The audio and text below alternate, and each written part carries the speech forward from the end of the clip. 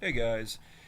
Alright, so I figured that it is high time that we go back to the world of everyone's favorite gay person, Milo Yiannopoulos. We're going back to the world of the dangerous faggot. um, so I know this isn't the usual setup for me when I do these readings. The place where I usually do my readings has been rearranged, so for now, that's off for now. Um, this is being filmed on Happy Mother's Day, so happy Mother's Day to all the mothers out there. Happy Mother's Day to my viewers. I hope you had a nice day with your mother. Um, or stepmother, if the mother really isn't in the life, or whatever, to any mother figures in your life. Um, but yeah, so today, the last chapter that we read in Dangerous was, I think it was Why Twitter Hates Me. Yeah, Why Twitter Hates Me, which was kind of an insightful chapter. I mean, it really kind of showed the corruption and everything that goes on with the mainstream social media platforms and stuff. Not that we didn't already know that there's corruption, Mark Zuckerberg and all those other people, Jack Dorsey. Um, but no, it was an interesting read, that chapter. I feel like I say that about every chapter, but it was an interesting read. Um, and also that we're going to be reading the next chapter, which is one that I'm very, very, very excited for, is Why Feminists Hate Me. If there's one, see, because I've said before in this series that I don't agree with Milo on everything, and I don't. I mean, like, I really enjoy him. I respect the dude for having the balls to say things and voice opinions, sadly, in this day and age that can get you blackballed, blacklisted from, the mainstream and stuff, that can cause people, the mainstream, to make smear campaigns about you and say things that aren't truthful about you, because we know the mainstream does that all the time. They'll character assassinate pretty much someone who, like Milo, who has these certain types of opinions and who says, controversial things, which it's sad that some of the things he says are controversial, but whatever. But yeah, this next chapter is Why Feminists Hate Me, which, what I was saying was, if there's one thing that I can definitely agree with Milo Yiannopoulos on, it definitely is feminism. Because, I think that feminism, I think it had a place once. I feel like at one point it definitely was necessary because, yes, for centuries and centuries, women were viewed as second class citizens. They were viewed as lesser than men. They didn't have the same rights. So, I mean, all that stuff happened. But, I mean, for a very long while, women have had equal rights. They have had equal opportunities to men. They've had this for a long while, and they still are trying to advocate. They're still trying to make it seem like they don't have equal opportunities or equal rights or whatever. But I mean, I think the only case you could make is, I guess, with the recent. I think it was in Texas with the recent abortion thing there, which was, I don't agree with. But I mean, as far as equal opportunity goes, it's not about having equal opportunity anymore, because women have every opportunity to, pursue a career as maybe like a mechanic or work in like plumbing or sewage or stuff. But you don't see that, and that's because of personal choice from most women on average. There are exceptions, of course, but I mean that's why you don't. I mean, like it's. I mean, you could see fields like teaching and other fields that are dominated by women, where most of the fields are made up by women. What about that? It's really just about equality of outcome now. It's not about equality of opportunity like it originally was. It's all about equality of outcome, and that is something that I am definitely against. But I could go on about that all day, so we'll just get into it now. As usual, usual disclaimer: none of the thoughts, opinions, or writings in this book are my own. They are the work of Milo's. So avoid plagiarism and all that. And let me get a drink. Got my water with me. Alright. Got my books up there. Alright. Let's get into this. Chapter 4.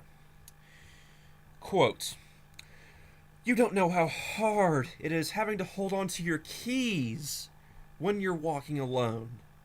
End quote. I'm going to stop her right there. Do these women really think all men are just raring to fight, no fear of the world, all the time? And yet I'm the sexist. Exactly. Also, you have the right to bear arms, bitch.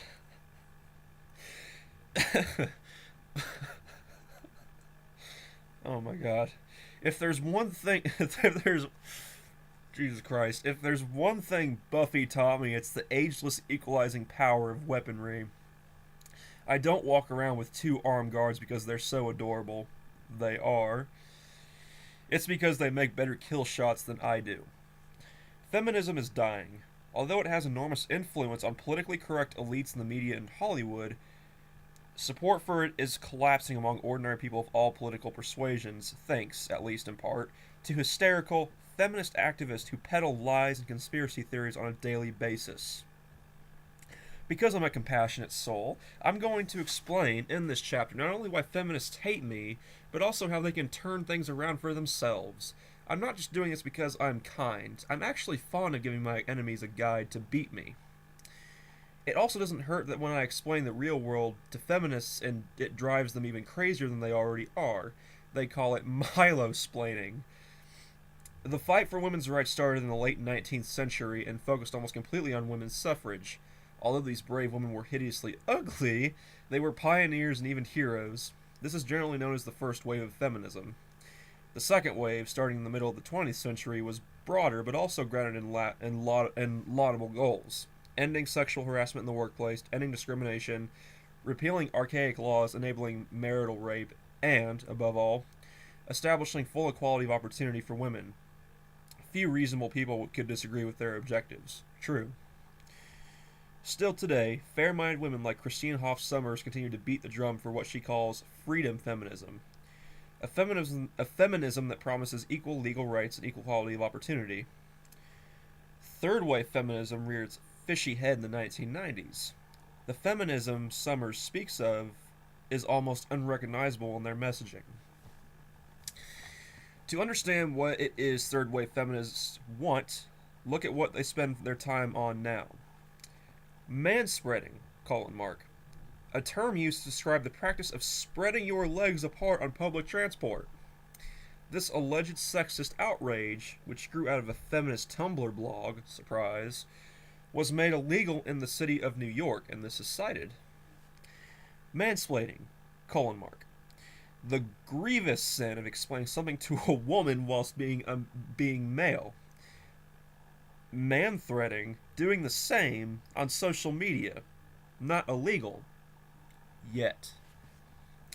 Eggplant emojis have also drawn the attention of third-wave feminists. According to one blogger, they're the, quote, next frontier in online harassment, end quote, and this is also cited. Oh god. Eggplants look too similar to purple penises, apparently, and a sign of just how eager mainstream society is to please feminists. Instagram banned the eggplant. It's not fucking ridiculous. Isn't that ridiculous? People have literally no lives, have nothing else going on in their lives to the point to where they're thinking that purple eggplant emoji kind of looks like a purple penis. That offends me. It should be banned. I mean, really, this is ridiculous. To any rational person, this is fucking ridiculous. Anyways. I've since switched to using the Eiffel Tower emoji when my boyfriend asks me what I want for dinner. Don't anyone tell Jezebel. Wow. Air conditioning is also sexist. Men can deal with the cold better, feminists say, and obstinately keep it cranked up, and this is cited. You know, I also get cold quite easily, but I've never considered turning it into a socio-political issue. How did all these things come to be nationally politicized at a time when fewer than 1 in 5 American women describes herself as a feminist? How and why did corporations start taking complaints from New York bloggers seriously when their actual customers so clearly don't give a shit? As the politically moderate columnist Heather Wilhelm puts it, quote, I didn't leave feminism, it left me. Interesting. Wilhelm's sentiment is shared by increasing swaths of the Western public, male and female, liberal and conservative.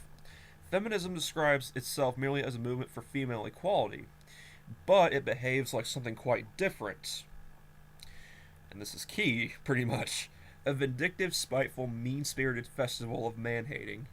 Pretty much. In Britain, only 7% of people choose to label themselves as feminists, and this is cited. In America, the number is higher, 18% according to a Vox poll. This is cited. Another poll from YouGov and the Huffington Post found that 23% of women and 16% of men identify with the term, and this is cited. The number of people who identify as feminists in the West is approaching the number of people who believe that blacks are innately inferior to whites, and this is cited. That's fewer than 10%. Researchers at the University of Toronto discovered that people who were already inclined to favor feminist causes were less likely to do so if they came into contact with a quote-unquote stereotypical feminist activist, and this is cited. A lot of citations here, which is good. The more people see feminists, the less likely they are to identify with feminism, even if they're already feminists. The researchers concluded that feminists and other activists ought to behave in a less abrasive manner if they want to win support for their causes. Fortunately for meme creators, feminists continue to do the exact opposite. Man-haters. When you tell a feminist you don't believe in feminism, she'll often respond with the inane line, "So you don't believe in equality for women?" Yet in both polls referenced earlier in this chapter, overwhelming majorities support equality of the sexes. 86% of men and 74% of women in the UK, and 85% overall in the US. Can you think of any other topic that you can get 85% of Americans to agree on? This is a country where 5% of people believe Paul McCartney died in 1966 and was replaced by a double. And 14% are unsure, and this is cited. Oh, fuck. Clearly both genders overwhelmingly believe that feminism and equality no longer mean the same thing. In 2013, feminist filmmaker Cassie J began making a documentary about the men's rights movement, MRM, feminism's favorite boogeyman. J went into the project with the assumption that she was going to be examining a hate group. That's what feminist bloggers and activists were then branding the MRM.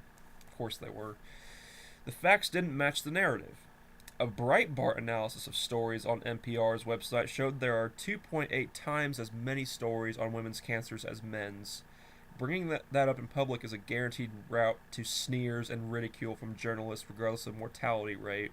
The phrase, men's rights, means misogyny to the mainstream press. And I have noticed that, I do notice that, people that, or not people in general, but like the mainstream and stuff will speak out more about like women who are suffering from cancer or women who are suffering from whatever. You don't hear very much about like men who are suffering with cancer or anything that would support men.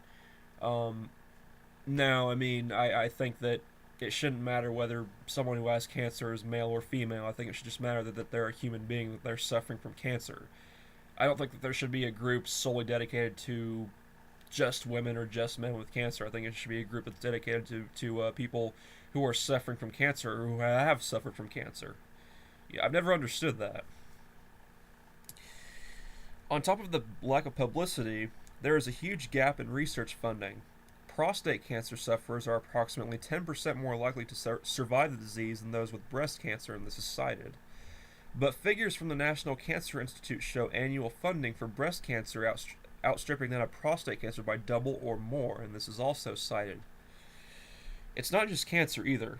In the top 10 causes of death, heart disease, cancer, stroke, chronic obstructive pulmonary disease, accidents, pneumonia, and influenza, diabetes, suicide, kidney disease, and chronic liver disease and cirrhosis, men are more likely to die than women.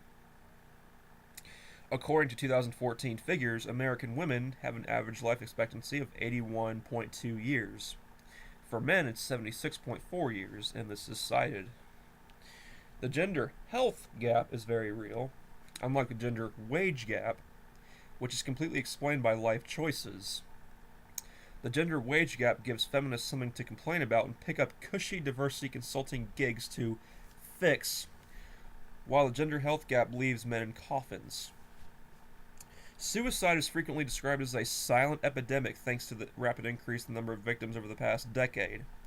It would not be a silent epidemic if the numbers skewed even slightly toward women. CDC research tracking suicides from 1999 to 2014 found that the rate of female suicide increased 62% faster than the rate of female suicide, and this is cited. Men are now more than 4 times as likely as women to die by their own hand. A typical third wave feminist response to this epidemic: hashtag I bathe in male tears. The MRM has other complaints. There's a lack of resources for male victims of domestic violence. In Britain, for example, there are just 78 spaces in the entire country that can be used as shelters for male victims of domestic violence, compared to approximately 4,000 for women. Despite the fact that women and men suffer domestic violence at roughly similar rates, even left-wing sources acknowledge this, and that is cited. Isn't that sad? Isn't that sad that these third wave feminists, these feminazis, don't acknowledge things like that? Like they'll talk all day about the wage gap until they're blue in the face, but they don't acknowledge that like what he just said with the shelters, like, because there are I mean, maybe it could be possible. I mean, it probably is, but that women might on average be like somewhat higher, like in terms of like domestic violence, like suffering from domestic violence. But you got to know that men do too, and the fact that there are way more shelters for women than there are men is crazy. I mean, that's just But there's disparity in prison sentencing. A study from the University of Michigan found that on average, men receive sentences that are 63% higher than women for the same crimes committed in the United States, and this is cited. One case in Britain neatly summed up the problem. : a woman was spared jail despite stealing $38,000 from her company's debit card because the judge, in his own words, quote, hates sending women to prison, end quote. And this is cited. Isn't that bullshit? See, I don't want to like cherry pick and then make it a generalization, but like, isn't that case ridiculous? Because that if that had been a man, he would have been sent to prison, but because it was a woman, no. Isn't that kind of sexist in and of itself? Kind of. I don't know. Just a thought. When a feminist tells you some lie about women earning 79 cents to a man's dollar, remind her that in some U.S. states, custody courts award mothers full-time custody 72% of the time, and this is cited. Now that's actual discrimination. It is. The National Organization for Women's website boasts of their opposition to, quote-unquote, joint custody. On what grounds? Quote, increased father involvement does not necessarily result in positive outcomes for children. End quote. And that's cited. Wow. Wow. So they're literally saying that fathers shouldn't be in children's lives. This really pisses me off because, I work, several of my coworkers, obviously I don't have kids, but several of my coworkers that I work with are fathers, and they love their children. They love their children. I have several coworkers who have had to leave work and stuff, who didn't show up to work because of their kids, because stuff was going on with their kids. Okay, they put their kids before everything else. Sure, there are deadbeat fathers out there. There are deadbeat mothers too. There's also a lot of good fathers out there. And this thing right here is basically saying that fathers shouldn't be in the children's lives. That's bullshit. Sorry I keep going on mini rants, but this pisses me off, man. Yeah, like those Uber dykes at now could get anyone to put a baby in them. I'd rather.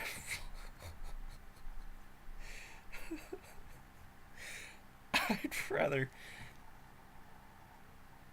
I'd rather mouth fuck Sloth from Goonies than go to bed with one of them. Oh my god. Oh my god. This is great.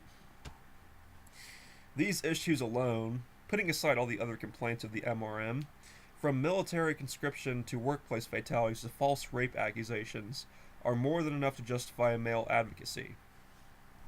And even if feminists were concerned by the rhetoric of the men's rights movement, they would have to be monstrously sociopathic to try to stop a respectable feminist filmmaker like Cassie J from carrying out an impartial investigation of these issues, wouldn't they? Earlier in this book, I mentioned how mercilessly the left treats perceived traitors to its identity-driven crusades. J was no exception. Despite having a track record of acclaimed work, with 2 award-winning documentaries under her belt, J found herself cut off from traditional routes of support. When I interviewed her for Breitbart, she told me that initial grants were withdrawn once it became apparent that she wanted to take a balanced look at the movement. Quote, "We weren't finding executive producers who wanted to take a balanced approach. We found people who wanted to make a feminist film," end quote, and this is cited. In her search for funding, Jay learned more about the institutional bias against men's issues. Quote, "There are no categories for men's films, though there are several for women and minorities.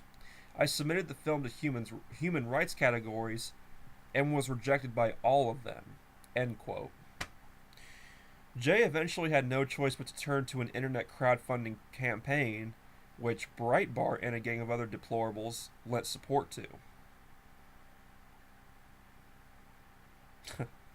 After I wrote a story about Jay's movie, it was funded in a day. What does it say about society's hostility to men's issues that it took a right-wing provocateur like me to get this documentary off the ground? Where was the establishment with its supposed commitment to equality and fairness and human rights? And why can't people talk about this stuff without getting shouted down or rejected from police society? That's true. You know, I feel like when it comes to this stuff, like it shouldn't have to be like right wing and or left wing or about being a liberal or conservative or libertarian or independent or centrist or whatever. I feel like this stuff should just be like it should just be common human decency and rationale, but apparently not. It's just sad that like this mentality is more spread out than we think. I don't know. But I mean, mostly like from people that I've encountered in my day to day life. I mean, like when I tell them about this stuff, they all think it's ridiculous too. So I mean, stuff like this definitely I wouldn't say it's popular. You know, like Milo pretty much pointed out. But anyways, feminists in the establishment weren't content to simply not fund Jay's documentary. They accused Jay of having a quote weird affinity for bigots and actively encouraged boycotts of the film, and this is cited. Sorry. In Australia, the cinema slated to host the premiere of the movie pulled out following a pressure campaign. This is quoted or cited. I'm sorry. Apparently, I can't tell the difference between quoted and cited. I'm getting to this. The stupidity of all this is really getting to my head. I'm sorry, and now it's turning me stupid. Jay had portrayed the sisterhood, and the claws were out. All it took was the mere hint of an honest, impartial look at men's issues. Is it any wonder that people no longer associate feminism with equality of the sexes? On the rare occasions society does take notice of men's issues, feminists are usually there to spoil the party. Movember is an annual event in which men grow their mustaches to raise awareness for prostate cancer. A whimsical grassroots effort, it is one of the few instances in which awareness of a male cancer briefly rises to the fore. Feminists, instead of helping, regularly complain about the press attention it receives. The left-wing New Statesman complain that Movember is, quote, divisive, gender normative, racist, and ineffective. End quote. Why racist? Because, quote, large numbers of minority ethnic men, end quote, use mustaches as a, quote, cultural or religious signifier, end quote. Or maybe because some races can't grow facial hair. An article in Rabble, a Canadian news site, complained about sexist, quote, Mo Bros, end quote, and their, quote, exclusionary, quote, behavior. And this is cited. A Canadian, well. Slate published an article from two feminists whining that Movember, quote, celebrated masculinity in order to fight cancer. So you can celebrate femininity, but masculinity shouldn't be celebrated. They meant it as a criticism. They wrote, quote, "Are we grumpy contrarians and feminist killjoys who hate things precisely because other people love them? Probably, but," end quote. Well, at least they have some self-awareness. That's rare for feminists these days. Testicular cancer is also one of the few men's diseases with a grassroots awareness campaign. Hashtag cock in a sock. It's fairly self-explanatory, especially if you're familiar with the Red Hot Chili Peppers, and receives wide praise in Huffington Post and BuzzFeed. Red Hot Chili Peppers, that's probably a reference that I'm not getting, but whatever. Article showed chiseled men exposing most of their body to raise awareness. Vice published an article condemning hashtag cock in a sock as an inane counterpart to the breast awareness hashtag no makeup selfie, and claimed without exception everyone who's doing it is a douchebag, end quote, and that's cited. Wow. Jesus Christ. Fashion Stuff celebrated the, quote, objectification of the male form, end quote, but complained that the common sight of pubic hair exposes a sexist double standard. Men don't have to shave and women do. Apparently that's what's sexist. But, I mean, I'm pretty sure that I've heard of some men shaving down there. I mean, women don't have to shave down there. I mean, Jesus Christ. Once again, feminists were taking a male advocacy campaign and trying to make it all about them and their hair problems. The University of York's Equality and Diversity Committee announced that they would mark International Men's Day with an event addressing men's issues, particularly suicide. A campaign from more than 200 activists, students, and professors demanded the event be cancelled. Jesus Christ. This is gonna piss me off. I heard about this happening, like Milo talked about it, like in interviews and stuff, but this is just bullshit. Equality, my fucking ass.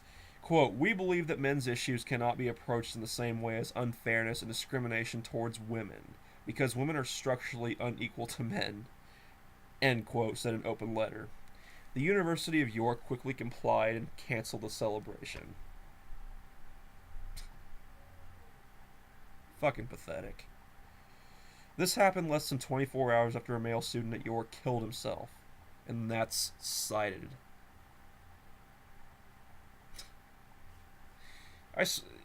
It's just so frustrating because some of these fucking universities, a lot of these universities and these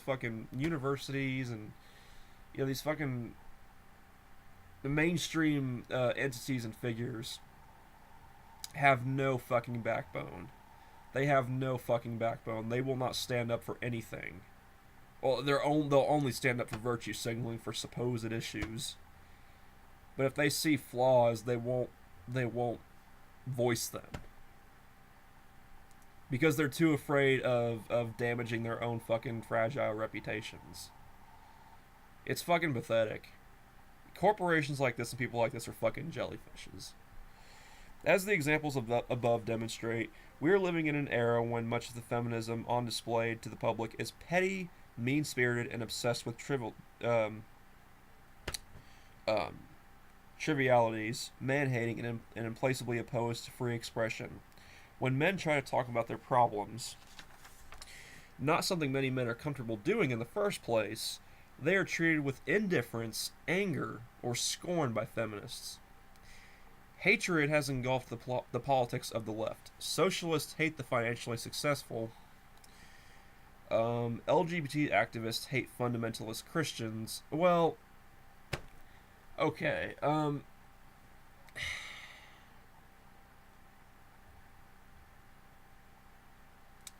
I think that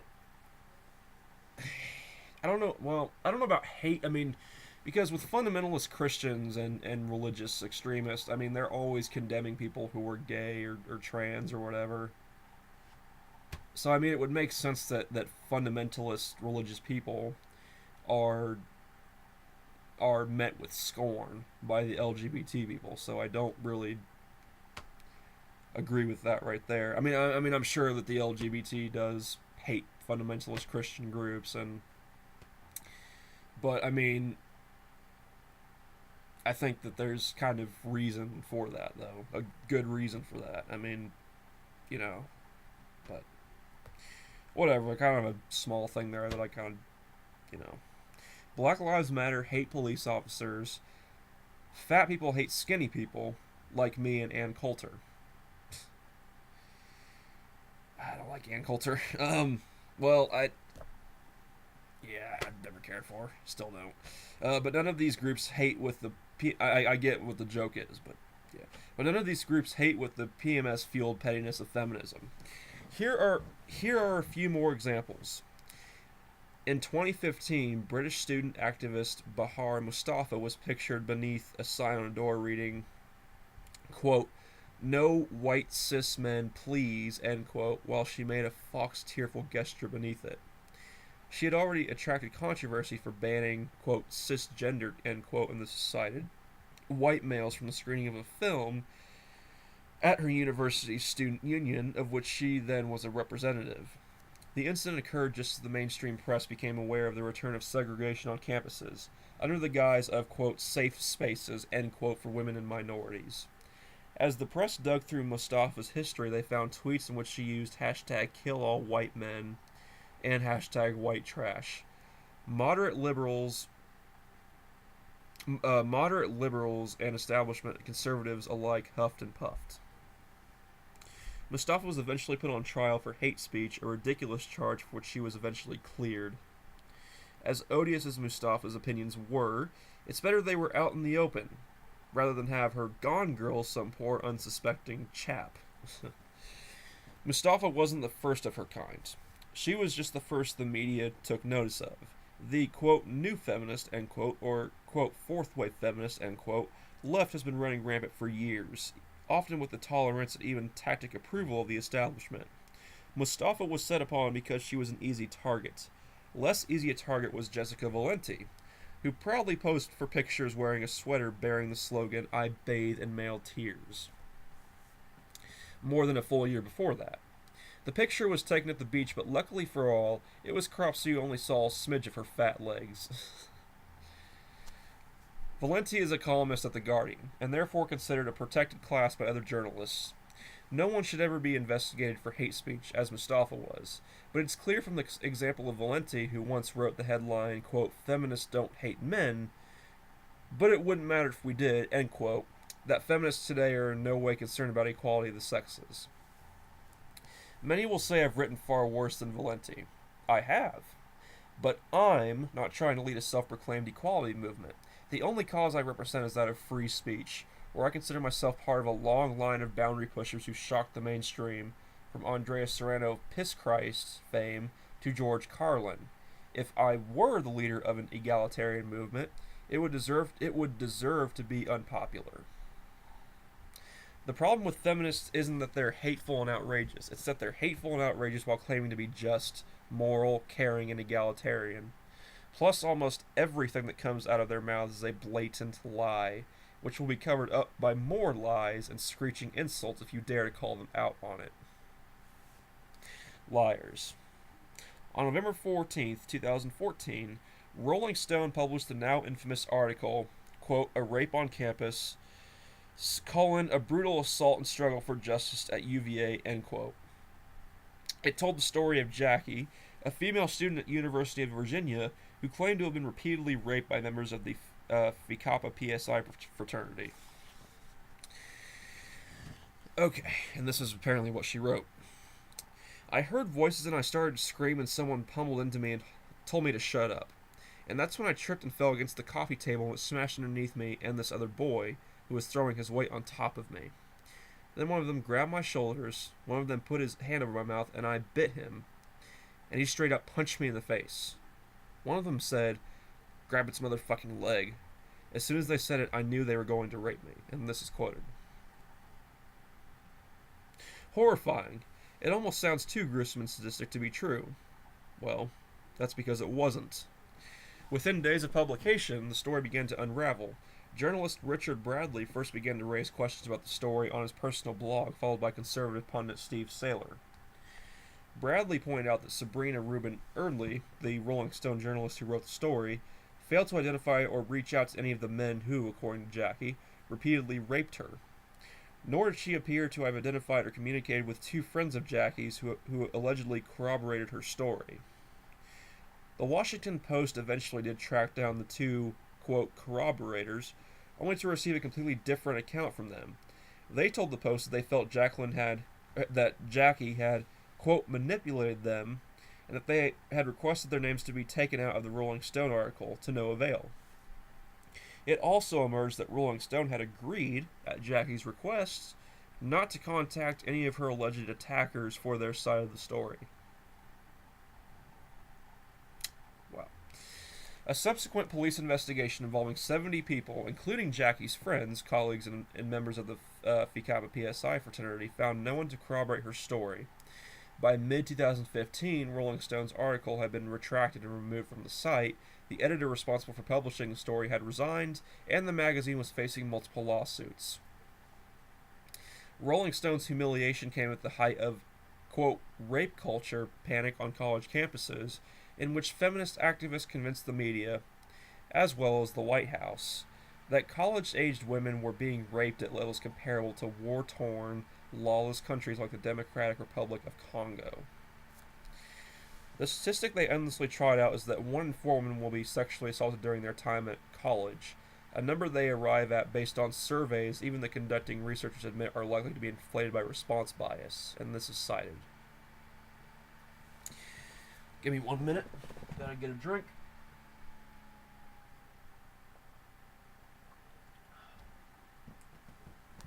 Alright. When you are reading and talking for a while, almost non-stop, it makes your... Anyways, actually reliable statistics from the Bureau of Justice put the figure at 6.1% 1,000 for students and 7.6% 1,000 for non-students, and this is cited.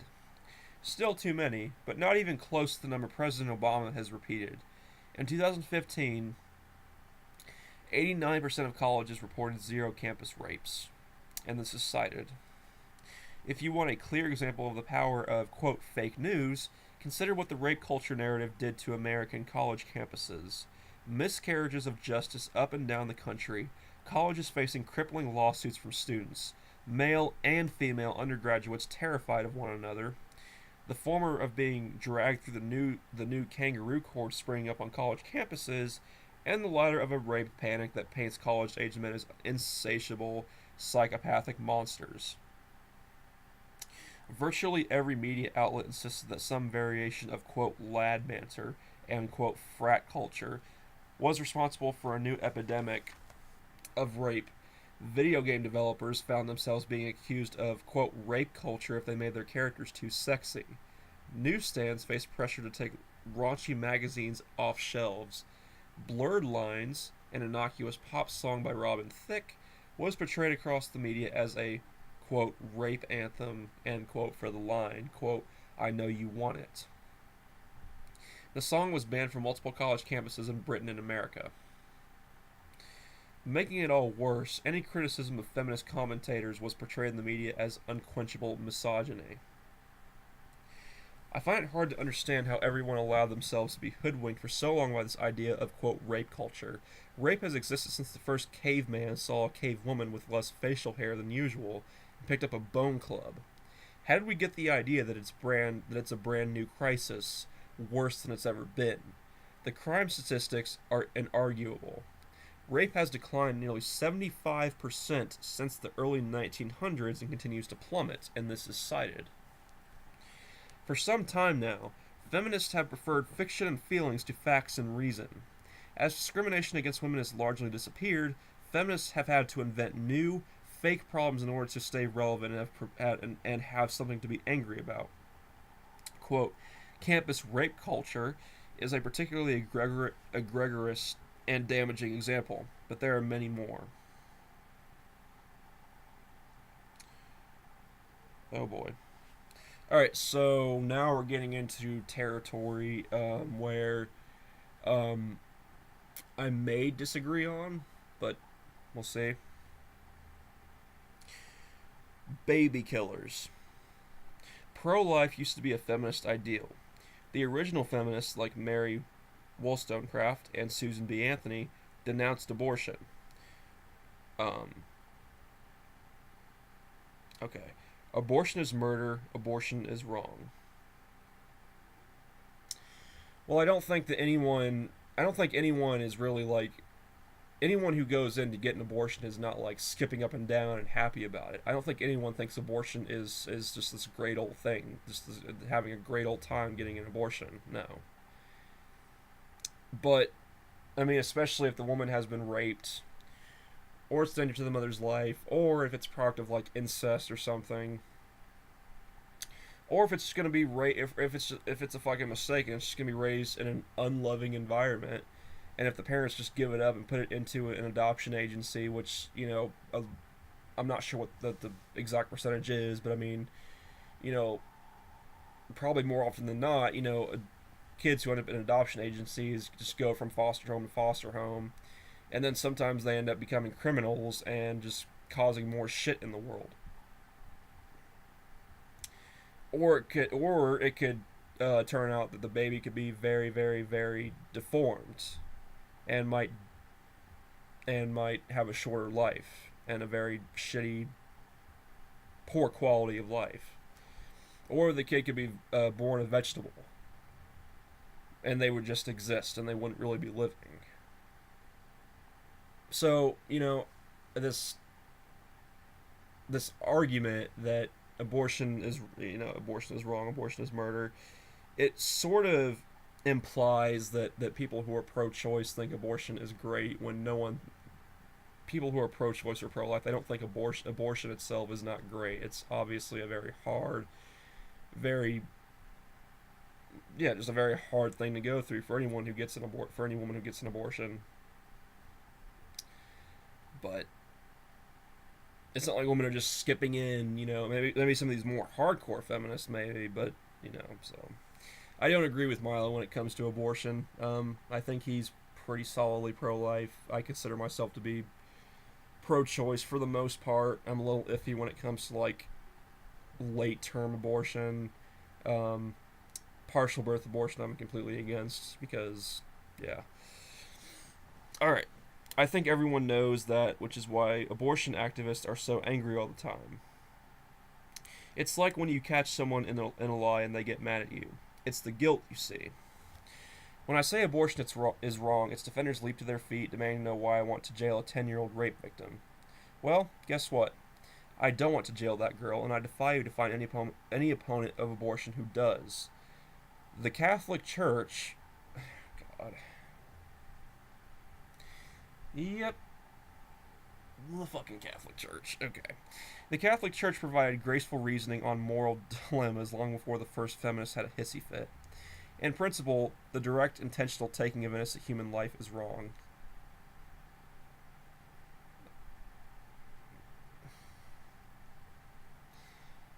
But well, okay, I'm not gonna. Because that's a principle, it's easy to say that, even in the most heartbreaking case, like that of the 10-year-old girl we're considering, it cannot be right to take the innocent life growing inside her. Okay, but that 10-year-old girl had that life forced into her, forced upon her. So, because you think that because based on your own subjective belief system, you think that because it's wrong, that she shouldn't be able to rid herself of that burden. I mean, that kid was a mistake. It's worse than a mistake. It's a tragedy. It's born out of a trauma. And for the first few months, it's not even a fully developed being. It's basically a plant. Basically a meatball. I don't understand that. You know, if a 10-year-old is raped by her father or stepfather or by someone else, some stranger or whatever, like, oh, it's horrible, but we still should force her to have that kid because we think it's wrong to take an innocent life. A life that doesn't even know, a life that's not even life yet, at least in the early stages, that's just a fucking plant, essentially, or meatball or whatever, and doesn't even know it's fucking alive. Yeah, this is the part where I'm gonna get into disagreement with Milo on, because I don't see eye to eye with Milo or really a lot of right wingers when it comes to abortion. But as Western civilization has always understood, hard cases make bad law. As Saint Thomas Aquinas said, quote, "Human laws do not forbid all vices, from which the virtuous abstain, but only the more grievous vices from which it is possible for the majority to abstain." End quote. In other words, it's not wise to punish with human law everything that may be opposed to the natural law. See, this is kind of my hang up with people like Milo and Ben Shapiro too, and even like Jordan Peterson and stuff like that. You know, when it comes to them calling out feminism and political correctness and stuff like that, they're really logical, but then eventually they always fall back on religion or their whatever subjective religion they follow. And I just don't understand it because, like, in one breath they can be really logical about things like feminism, political correctness, you know, this weird embracement of Islam and stuff. But then they turn around and they do what Milo is doing right now, and I don't get it. Honestly, I feel like religion is the last thing that's holding down people who are more right leaning or more. Not saying that all people who are right leaning are religious because that's not true, but like, you know, I feel like the right as a whole is being rebranded, especially since the election of Trump, and I feel like someone who was a conservative 20 years ago wouldn't be the same as someone who is conservative now. I feel like what it means to be a conservative is sort of changing. Um, but I feel like really just religion like this is just the bane of you know, right wing mostly and stuff. And considering the Catholic Church's reputation for, you know, with what the priests do, and including what the priest did to you, Milo. Eh. Okay.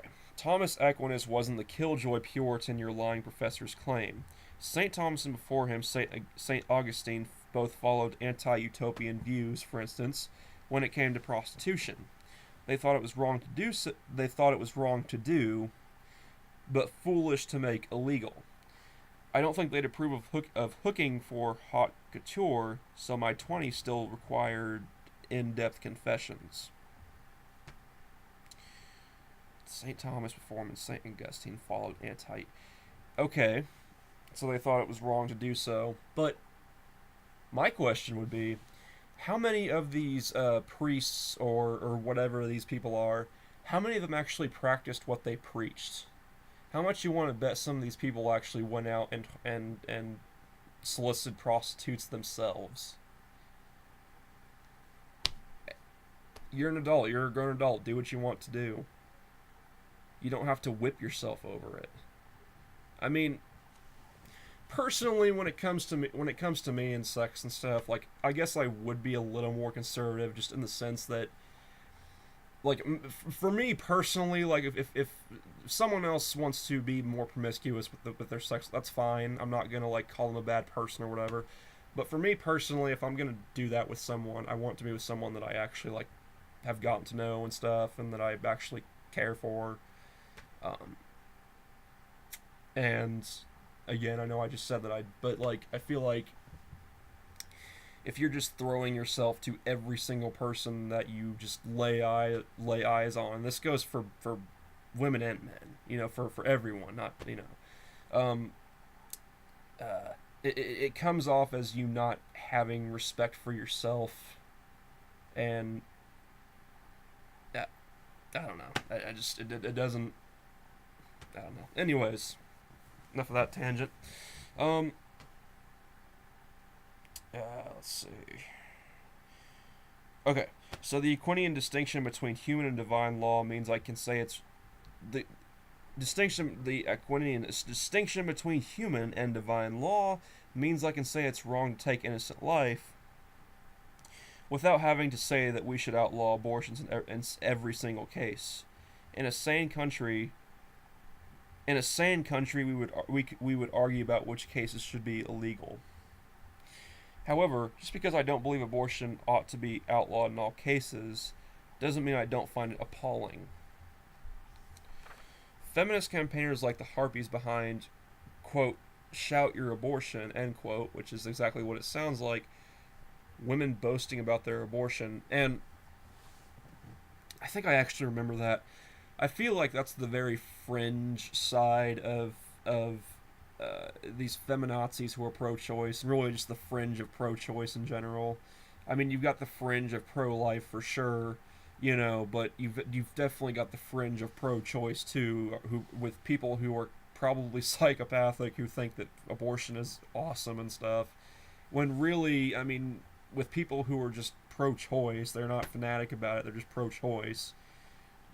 It basically just means minding your own damn business and letting women make the decision for themselves.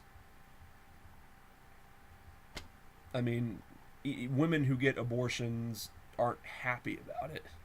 It's typically a very, very hard decision. I mean, what Milo's describing right now is like I said, the fringe of the pro-choice side. Want to turn baby killing into a token of pride. These women are the worst humanity has to offer, and I will agree that, I mean, these women who are kind of I mean, if they were just advocating for the right to choice, I mean, that would be one thing. But the fact that they're kind of putting abortion in a positive light, like not the choice, the ability, the law to have the choice, but the act itself of abortion, the fact that they're making it seem like it's this fun, bubbly, positive experience, that's fucked up. I mean, that's fucked up. I will agree with you there. That is fucked up. But even if abortion had no negative effects on the person who undertakes it, it would still be wrong. But just in case you need more persuading that murdering children ought to be frowned upon, consider the effects on the mother. In 2010, the Canadian Journal of Psychiatry published a study based on a sample of 3,000 women in the United States. It found 59% increased risk for suicidal thoughts, 61% increased risk for mood disorders, and a 261% increased risk of alcohol abuse, and that is cited. In a sense, the law doesn't have to punish those who have abortion. The guilt itself is a punishment. Removing any sense of guilt from having an abortion is not protecting the mother's feelings. It's making things worse. Well, like I said, I mean, abortion isn't this. People who get abortions and people who are pro-choice, they aren't saying, well, at least, who aren't in the fringes, fanatical pro-choice people, like fanatical pro-life people. They're not saying that abortion will have no effects, or that the act of abortion itself is, again, this positive, happy, exciting, fun experience. I mean, no one's saying that, except for these fringe, leftist pro-choice feminazis. But abortion is obviously bad for the future women it murders. Sex-selective abortion is becoming common in the UK and other countries with growing Muslim populations, and also has disastrous effects on the lives of the women that kill their children. It doesn't surprise me that feminism promotes abortion, because feminism seems to always go against the actual interests of women. Um. Well, okay. So Milo himself said that he doesn't think that it should be made like illegal, um, um, illegal entirely. Like only in like certain cases, I guess. Um, I could see like where it could be abused, like abortion and stuff, but um, the interests of women. Abortion is particularly horrifying given the widespread availability of contraception.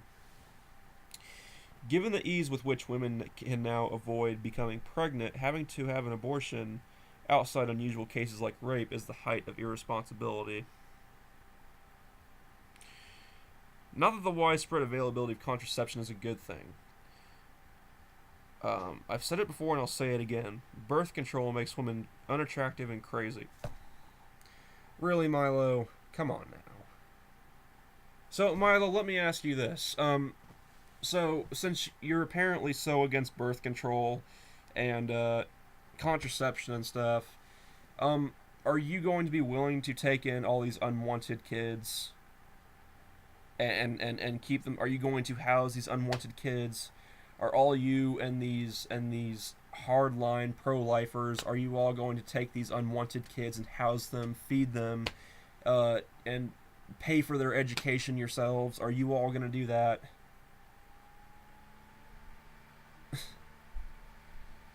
That's birth control makes women unattractive and okay. I first articulated this in an article for Breitbart, and one of the best days of my life was when Hillary Clinton used it in one of her campaign speeches to bolster her supporters' fear of the right. Hillary can whine all she wants, but my statement remains true. There is copious evidence in my favor. Studies have shown that women using the birth control pill DMPA gain an average of 11 pounds over 3 to 4 years. And this is cited. Cellulite, also known as, quote, cottage cheese thighs, end quote, only emerged after the invention of the pill, and this is cited. Women who take the pill regularly won't receive the natural attractiveness boost that fertile women receive every month, and this is cited. Well, Milo. Alright, I mean, this is kind of. Never mind. The pill even makes women more incest. What? The pill even makes women more incestuous, i.e., attracted to men that are genetically closer to them. And that's cited, but I would question that citation. I've never heard that until this right here. That yeah.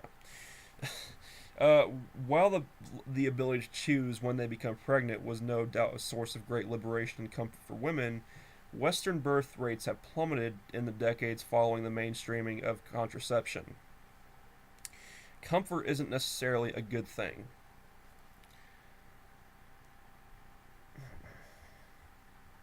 Not always, but I mean, do you want to bring more unwanted children into the world and have some of them turn out to be murderers, rapists, serial killers, and stuff because they were never wanted, because they were never loved? Also, are you going to pay for these unwanted children? It's funny how it's always funny because to me, like, because the right, I think, is the one who would want like for lowering taxes and stuff, which I want that too. And you would think that because of that, they would be the ones that are pro-choice. But no, they want to force people to have unwanted children. So again, are you going to pay for these unwanted children, Milo? People, you and people like you. Um, that goes for men too, by the way. Unexpected parenthood used to be an important test of a man's virtue. Would a man, suddenly a father, stick around and raise his child, or move on to the next girl? If women are wondering why men have suddenly become such assholes, it's because there is now virtually no downside to hitting and quitting, and easy access to contraception shares a large part of the blame. Um, yeah, I do think that men who knock up uh, women and then who bail out pretty much right afterwards. Like that is kind of scummy. Um, uh, and far be it for me to defend people like that. But some, shit happens. I mean, they probably maybe if they didn't use protection, I mean, yeah, okay. But like maybe they had a condom, the condom broke, and it just happened. Um, Neither of them are ready. I mean, if you're like what teenagers, what?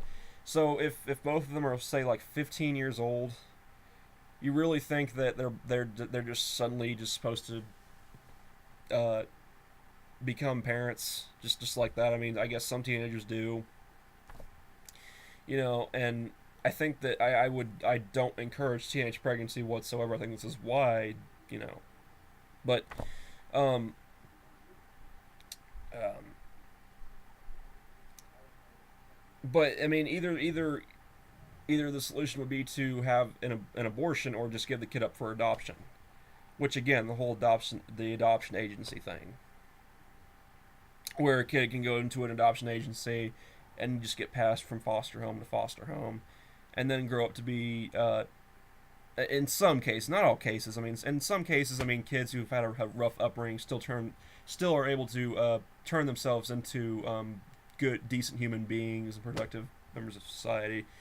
But and also in other cases, they're just going to grow up more fucked up and everything. Because they were never in an environment where they were cared for. You know, and then in cases like recently, like with my best friend's sister, half sister in reality, but sister, um, she got pregnant. She didn't even know she was pregnant.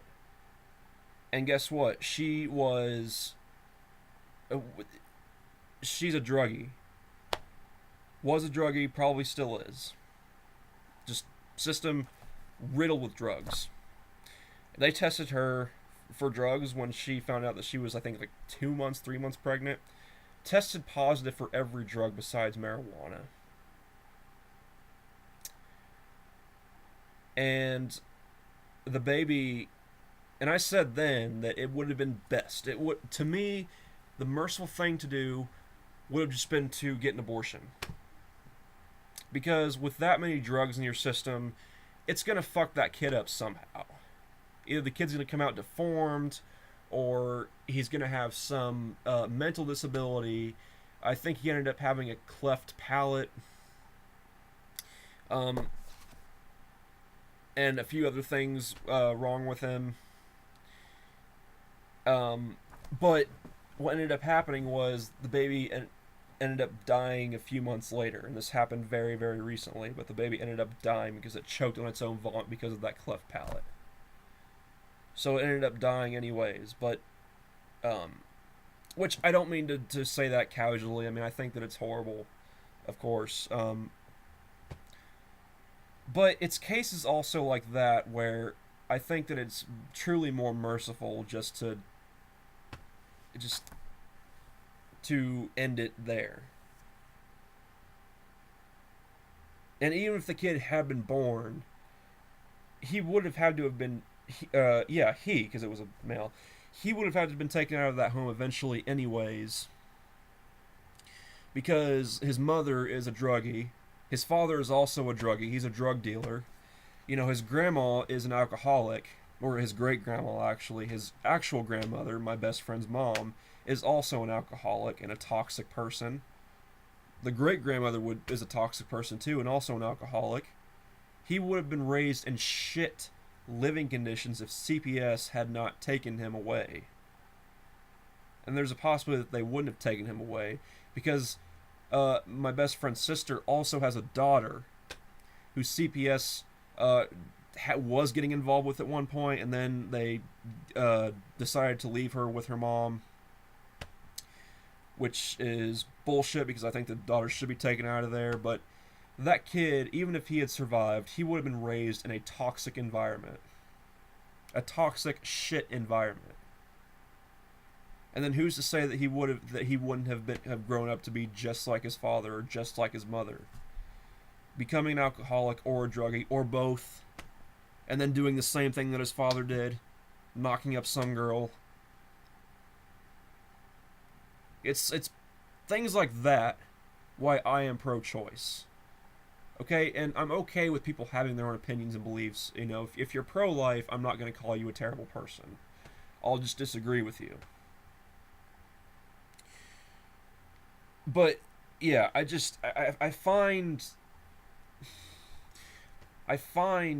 Milo's reasoning for, and although he does have his sources, and I will admit that he does have sources. Now that one I would question about that incestuous thing, but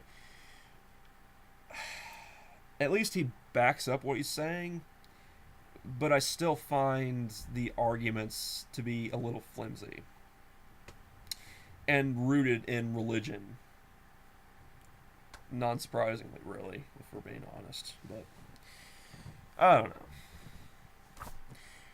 Alright. I think this is a pretty long chapter. Let me see here. 103. So we've still got 14 more pages to go. This is over an hour long now. I think what I'm going to do is I'm going to cut it here, and then we'll just do a part 2 of this chapter since this chapter is so long. So the next section will be anti-science. So see how that goes. This wasn't really a... I was expecting to um, have more fun with this chapter. I did have fun with the chapter. I wasn't expecting to disagree so much because I thought this chapter, if anything, would be the one that I'd agree with the most. But apparently not. Not a bad thing, you know. You know, I think it's good that because I don't want this series to make it seem like I'm just like sucking Milo's dick, basically.